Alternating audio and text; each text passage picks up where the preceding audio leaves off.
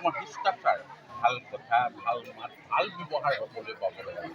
তোমালোকৰ ঘৰলৈ অহা মানুহকেইটা তুমি ঈশ্বৰ বুলি মানিব লাগিব, বুজানে?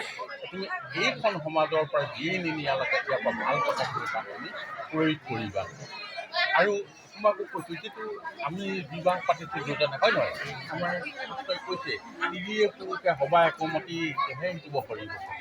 প্ৰতিটো কৰ্ম তোমালোক দুজনে কিন্তু একোৱে সিদ্ধান্ত ল'বা। বোলে মোৰ মন গ'ল আজি শ্বিলঙলৈ গুচি গ'লোঁ, নহয় জানো? খাচীয়া ছোৱালীজনী ধুনীয়া দেখিলোঁ, তাতে থাকি আহিলোঁ, নহ'ব। হ'বনে আইতাসকল বাৰু? নহ'ব, নহয় জানো?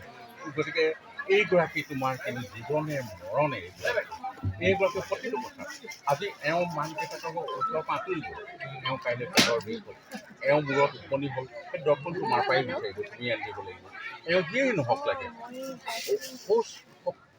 প্ৰতিটো ক্ষেত্ৰতে তুমি এইজনকে ক'ব লাগিব, মোৰ এইটো হৈছে আজি, নহয় জানো? ডাক্তৰ ঘৰলৈ কোনে নিব? এইজনেই নিব, হয়নে?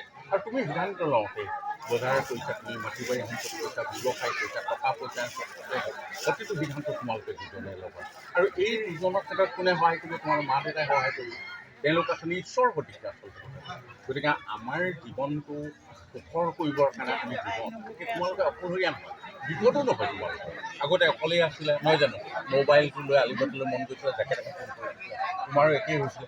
এতিয়া কিন্তু মোবাইলত সেইটো ফোনটো নাইকিয়া হ'ল, আৰু সমস্যা এটা নাইকিয়া হ'ল এতিয়া, হয় নহয়? আৰু সেই ঘৰখনত উন্নতিৰ কাৰণে তোমালোকে দুজনে চিন্তা কৰিবা, ঘৰখনত তেতিয়া বিপদ নহয়, ঘৰখনত আপদ নহয়, ঘৰখনত অভাৱ একোৱেই নহয় আৰু এতিয়া। কাৰণ তোমালোক দুজন লগ লাগি গ'লা নহয়, দুইজনে যেতিয়া সমস্যা সৈনিকতে যুদ্ধ কৰিবা, জীৱন কি হ'ব? সুখৰ হ'ব, শান্তি হ'ব, নহয়নে? সকলোৱে তোমালোকে তুমি সেই সমাজখনক বুকুৰ মাজলৈ টানি আনিবা। সেই সমাজখনৰ যিখিনি আচাৰ ব্যৱহাৰ, সেই সমাজখনৰ থকা জ্যেষ্ঠ বুলি জ্ঞান কৰিবা, সমানখিনি সমান, সৰুখিনিক মৰম কৰিবা।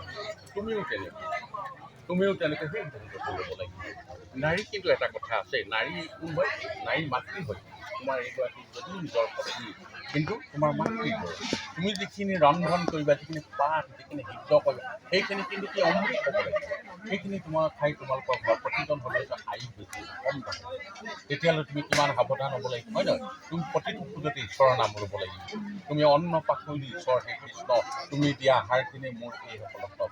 তুমি চাহকণ ৰান্ধোতেও, তুমি পানী এগিলাচ দিওঁতে চিন্তা কৰিব লাগিব, বুজানে? ক'ৰবাৰ পৰা তেওঁ দৌৰি আহিব ভাগৰে যোগৰে, তুমি কিন্তু পানীগিলাচ দিব পাহৰিব লাগিব। পানীগিলাচ দিওঁতে তুমি চাব লাগিব সেই গিলাচটো চফা হৈ আছে নে নাই, হয় নহয়? ক'ৰবালৈ যাওঁতে পিছফালৰ পৰা নক'বা আলু বাচি বাচি আনিবা বুলি, কাৰণ পুৰুষজন ক'ৰবালৈ ওলাই যাওঁতে পিছফালৰ পৰা মাত দিবলৈ হোৱা নাই, তেওঁ কামত বেমেজেলে লাগিব। সেয়া ৰাতিপুৱাই শুই উঠি তুমি চোতালখন সাৰিব লাগিব, ঝাৰুটো ল'ব লাগিব। ঝাৰুটো ক'ত থ'বা? তুমি য'তে ত'তে নথবা, পূবফালে নথবা, পূবফালে বেলি ওলাই, সৌৰ শক্তি, নহয় জানো?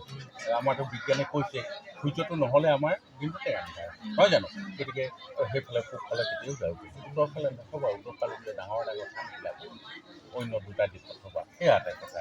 তাৰোপৰি আৰু এটা কৈছে কি, আমাৰ ঘৰৰ কি থাকে, চোতালৰ আগত তুলসী এজোপা থাকে। তুলসী এটা সময়ত নাম আছে বৃন্দাবতী, বৰ ধুনীয়া আছিল, চবচে ধুনীয়া। আমি চাবলৈ যাওঁতে তাক বিয়া পাতিম যেনে লাগিছিল, কৃষ্ণয়ে ভাল পাইছিলে তাক, বুজিছানে? কিন্তু কথাটো হ'ল কি, কৃষ্ণই বিয়া নেপাতে, তেওঁ ঈশ্বৰ, নহয় যে ঈশ্বৰৰ এটা অংশ। তেওঁ কি ক'লে তুমি শংখচূড়ৰ লগত বিয়া হয়, শংখচূড়ৰ লগত। কিন্তু শংখচূড় অসুৰ সাহিত্যিকটো তেওঁ আকৰি, গতিকে তেওঁ কি কৰে? অসুৰ তেওঁ য'তে ত'তে উৎপাত কৰে, বুজিছানে? দেৱতাবিলাকে বৰ কষ্ট পালে, গৈ ঈশ্বৰক ক'লে এইজন বোলা আমাক উৎপাত কৰিব। এই দেখিলে যে এইজনকতো বৰমাই ভৰ দিয়া আছে, গতিকে এওঁকতো হত্যা কৰিব নোৱাৰি। তে কি কৰিব লাগিব? যে ব্ৰহ্মাই যেতিয়া তুলসীক বৰ দিছিলে, তুমি সদায় সতী হৈ থাকিবা, তেতিয়া পুৰুষজনে নাহৰকটীয়া বজাৰলৈ গ'লেও জয় হ'ব, টিংখাঙলৈ মানুহ কেইটামান লৈ গ'লে গাড়ীখনত তেতিয়াও পইচা পাব, য'লেই নোযাওক লাগে। তাৰমানে মানুহজনক কোনে ৰক্ষা কৰিব? মানুহগৰাকীয়ে। সতীত্ব কিন্তু তুমি সদায় ৰক্ষা কৰিব লাগিব। এই ঈশ্বৰে দি থোৱা এষাৰ কথা, এইবিলাক কথা।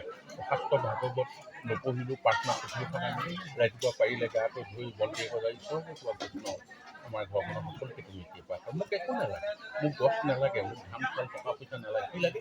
আমাক দয়া কৰা যাতে তোমাৰে নাম, নহয় জানো? সেইখন ঘৰত তোমাৰ কি ফুলিব লাগিব? পদুম ফুল ফুলি থাকিব লাগিব, মানে এইবিলাক কথা শাস্ত্ৰসন্মত মানুহৰ জীৱনৰ কাৰণে, হয় নহয়?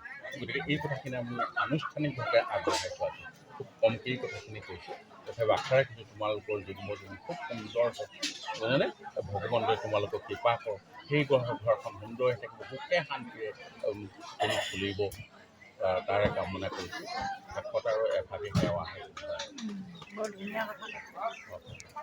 চমুকে কৈছোঁ আৰু সময়ৰ কথা আছে আপোনালোকেতো আমাৰতো বেছিকৈ জানে আৰু নহয় জানো কৃষ্ণ ভাল কিবা ভগৱতীন্দনৰ পৰিমাণৰ কাম ভগতৰ সংঘদানুভূত আপোনাৰ নাম প্ৰভু প্ৰসন্ন হৰি ৰাইজ বোলে যদি আছিলে কাৰণে ভগত সাহিত্য ঈশ্বৰ আজি নদৰে ভকতৰ গতিকে সেৱা ধৰিছে যেনে হেৰি কিবা কৰিব লাগে তেওঁলোকৰ জীৱনৰ জীৱ সুন্দৰ হ'ব লাগে তেওঁলোকৰ ঘৰখনত যিখিনি সদস্য আছে তেওঁলোক কৰ্মেই কৰিব লাগে আৰু তেওঁলোকৰ মনৰ আশা পূৰণ কৰি ধনে জনে উভতি হওক কৃষ্ণ কৃষ্ণ কৃষ্ণ সেইজন পৰম বন্ধু নহয় জানো তোমাৰ এইভাগ হ'ল নেকি তুমি বাচিলে কেলৈ নহয় জানো সেইভাগ তোমালোকে নহয় ন তেওঁ বাচিব লাগিব নহয় বন্ধু পৰম বন্ধু যেনেকৈ কৃষ্ণই কি কৈছিলে উদামাক ঘৰটো ধুনীয়া কৰি দিছিলে ন হা তুমি বাৰু নালাগে তেওঁ ঘৰটো এমহলীয়া যদি সেই দুমহলীয়া কৰি দিওঁ তথাপিও বন্ধু হিচাপে একে আত্মা হিচাপে থাকিব হয় জানো আমি যে বন্ধু পাতোঁ আমি শত্ৰু নাই পাতোঁ বন্ধু মানে বিপদত বন্ধু